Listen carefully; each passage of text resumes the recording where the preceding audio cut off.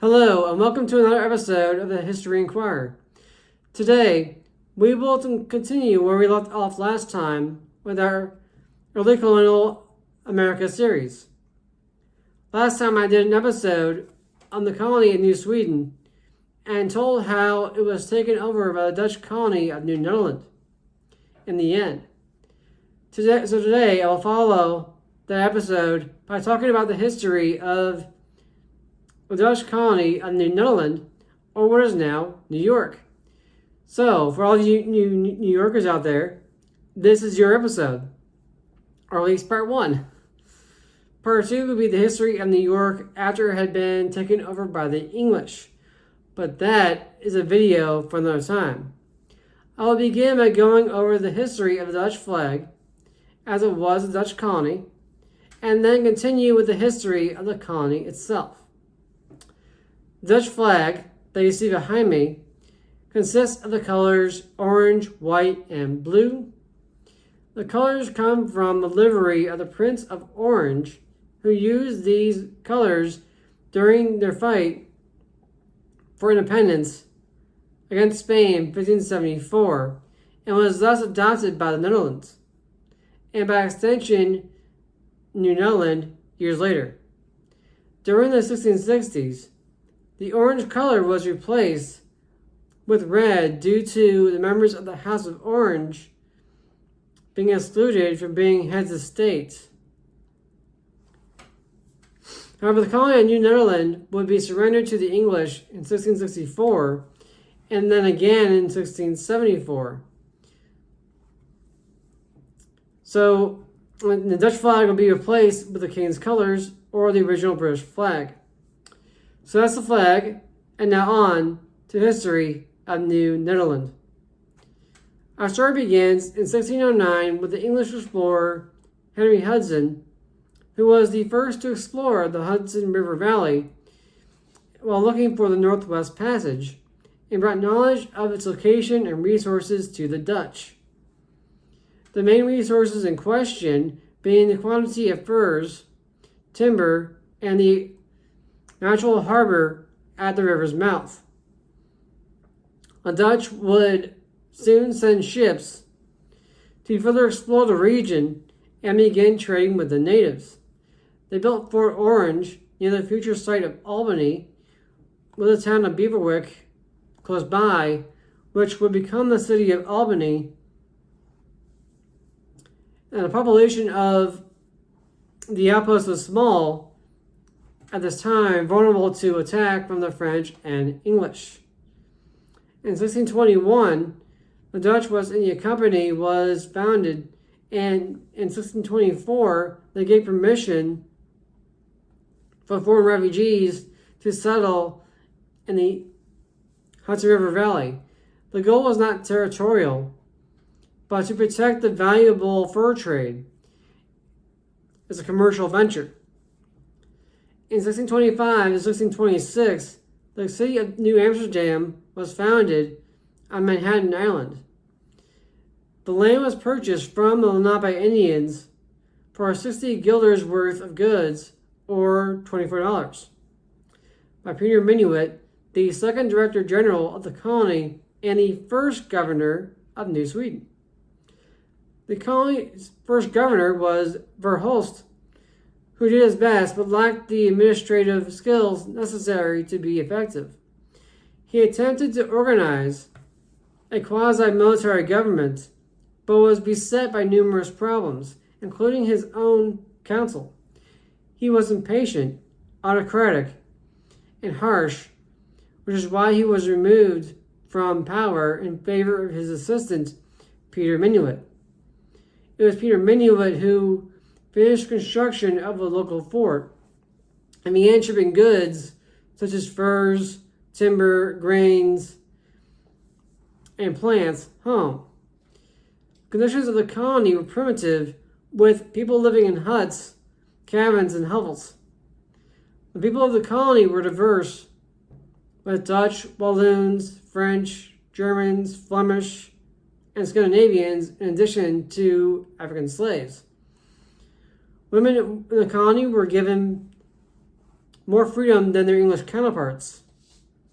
They were allowed to own property and keep their maiden names, conduct commerce, make contracts, and participate in the fur trade.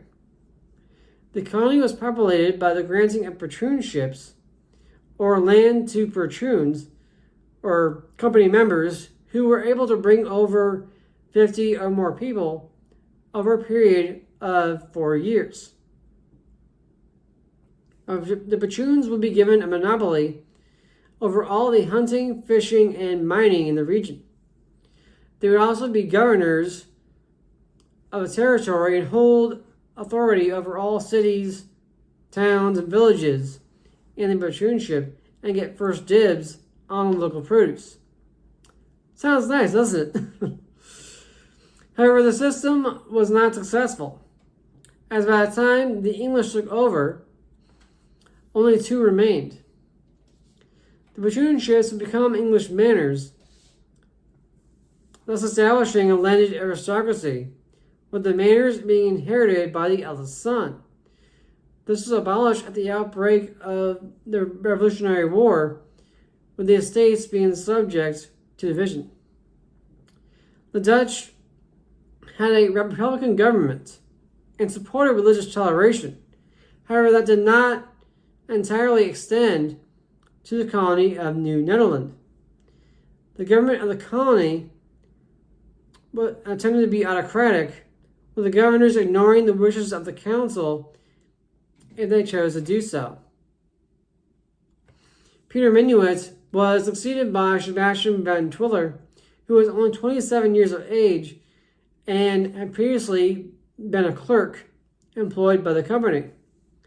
However, he was the nephew of Kilian van Rensselaer, who was a director and founder of the Dutch West India Company, in addition to being the patroon of one of the most successful patroonships of New Netherland, Rensselaerwick.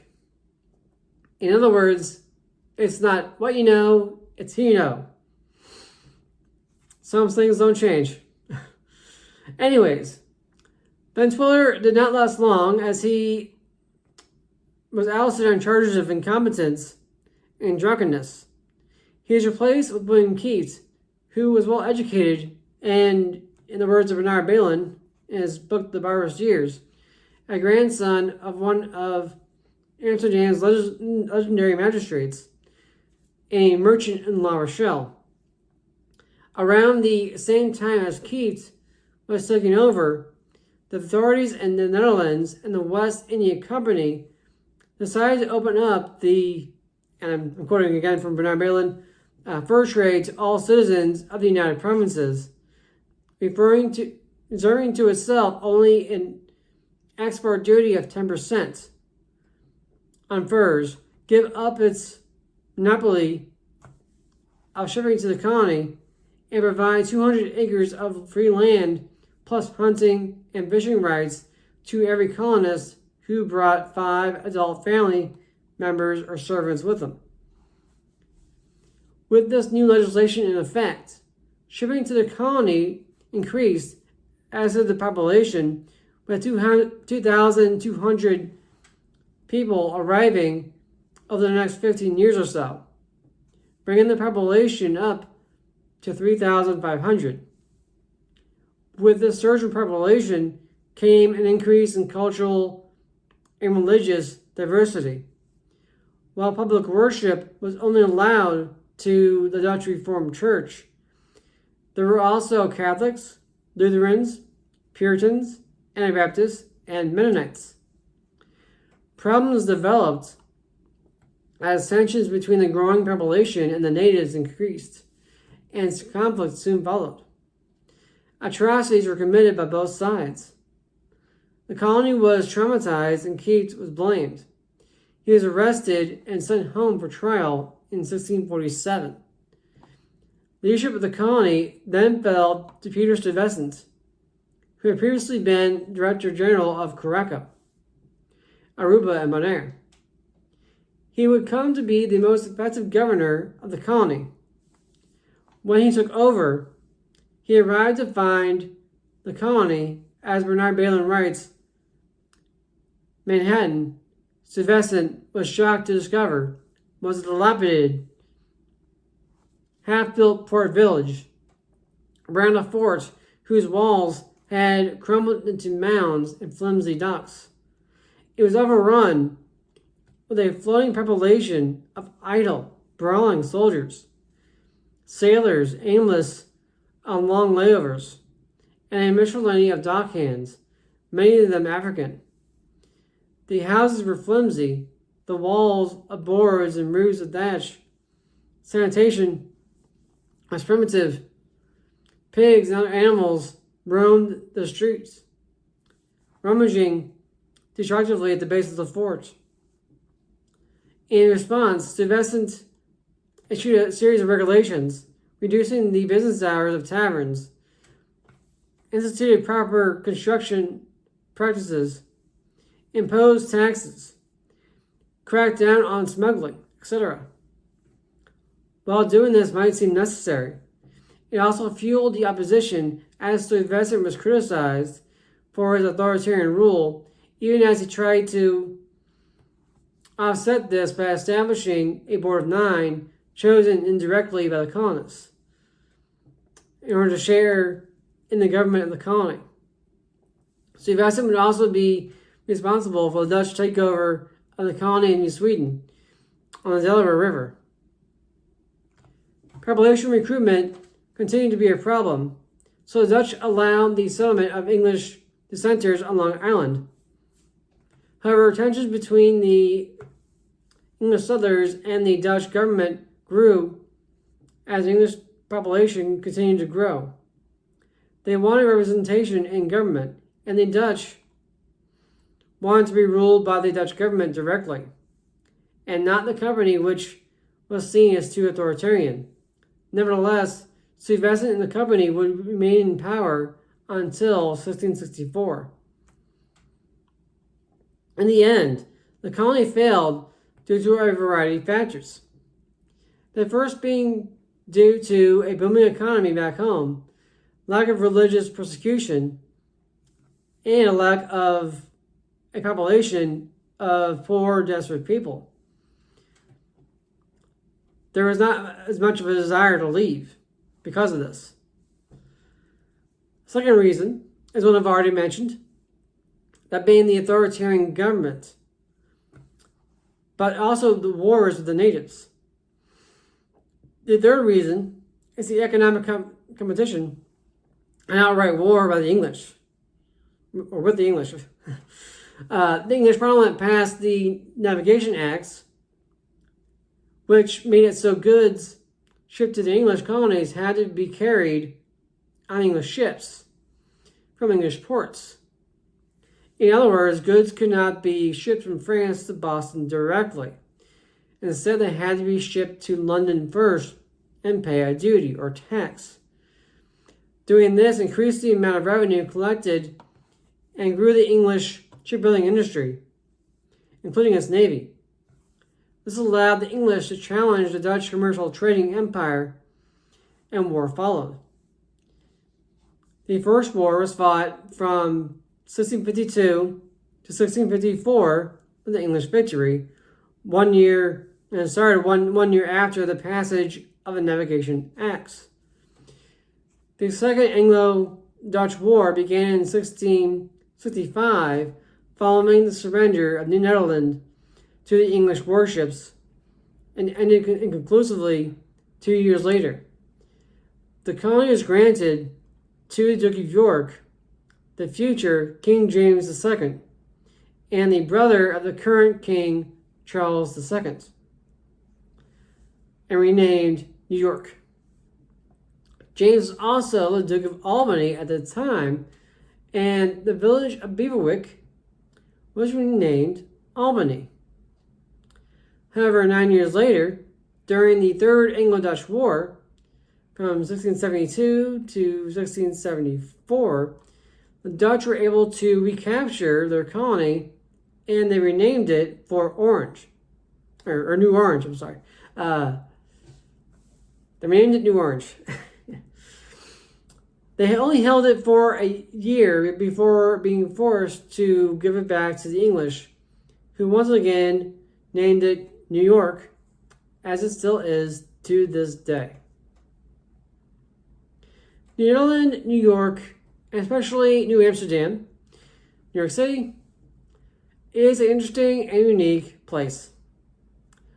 One of the unique things about the colony is that it was the first colony to embrace freedom of religion, free trade, and cultural diversity. And another unique thing is that when you travel to New York City, or New York State in general, depends on where you go, but you can find traces of New York's Dutch past. One example is the place names, such as Manhattan, Harlem, Amsterdam, and by the way, in the Netherlands, Harlem and Manhattan are close together, as well as Amsterdam, so that's a connection there. Also, Battery Park, so named because of the gun batteries that were used to protect the colony of New Amsterdam, or New Netherland. Also, Wall Street, so named because there was an actual wall there protecting New Amsterdam. Brooklyn, it's a Dutch name. Coney Island was named Coney Island because of the population of wild rabbits. And the Dutch word for rabbit is konijn, from where we get the word coney, meaning rabbit. Staten Island was named after the States General, the government of the Netherlands.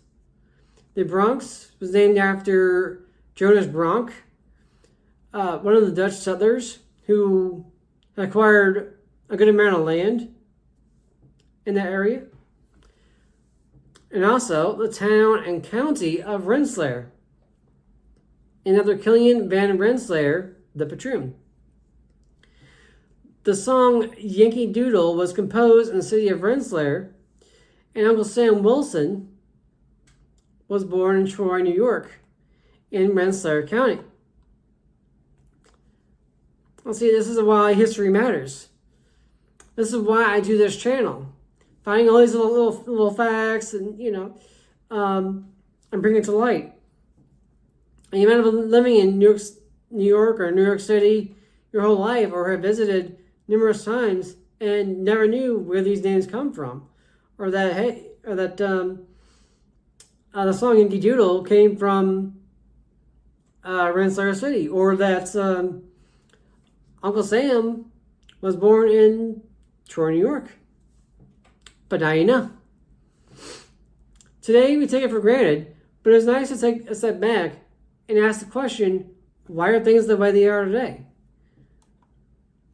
Why is the Bronx called the Bronx? Why is Battery Park City called Battery Park City? Anyways, thank you all for watching. I hope you all enjoy this episode.